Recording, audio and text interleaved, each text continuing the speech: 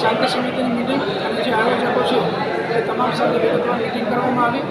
ગઈ વખતે જે આયોજન થયા હતા એમાં કોઈ ખામી રહી ગઈ હતી કે કેમ, અને પોલીસ પ્રશાસન તરફથી જે આયોજન કરવામાં આવેલું છે, જે તૈયારી કરવામાં આવેલી છે એ બાબતે તમામ નાગરિકોને વિગતે સુપરિચિત કરવામાં આવ્યા.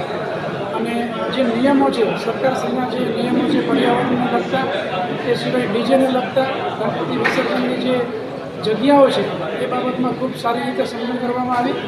અને આ બાબતે તમામ આયોજકો દ્વારા પૂરતો સહકાર આપી અને એકબીજાની મદદથી ખૂબ સારી રીતે આ તહેવાર થાય અને તમામ નાગરિકો શ્રદ્ધાથી તહેવાર ઉજવી શકે એ પ્રકારના તમામ પ્રયત્નો કરવામાં આવશે એ અત્યારે ચર્ચા કરવામાં આવી. સાહેબ, માંડવી જે પોલીસ સ્ટેશન છે પીઆઈ કક્ષાનું પોલીસ સ્ટેશન છે, તો માંડવી વિસ્તારને સુરક્ષા કર્મીઓ કેટલા ફાળવવામાં આવેલા છે?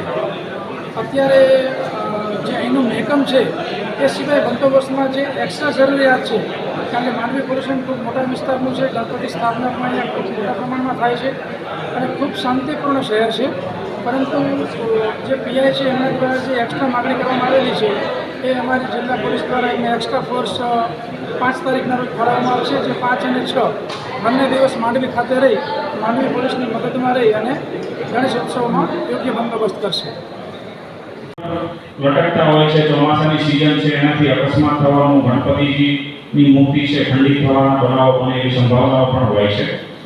પણ એના માટે હજુ અમે એકવાર આયોજકો, શાંતિ સમિતિના સભ્યો તથા પ્રશાસનના તમામ અધિકારીઓ છે એક સાથે બેસીને ગણેશ વિસર્જન પહેલા અમે એક વખત મિટિંગ કરી લઈશું અને રૂટ વિઝિટ કરી લઈશું. એટલે એનાથી કંઈ સમસ્યા હોય, લાઇટિંગનો પ્રોબ્લેમ હોય, ખાડા હોય, કંઈ કોઈ જગ્યાએ વાયર હોય અથવા કંઈ કોઈ જગ્યાએ બીજા કોઈ પ્રશ્ન ઉપસ્થિત થતા હોય તો એના માટેની વ્યવસ્થા અને આયોજન કરી દઈશું.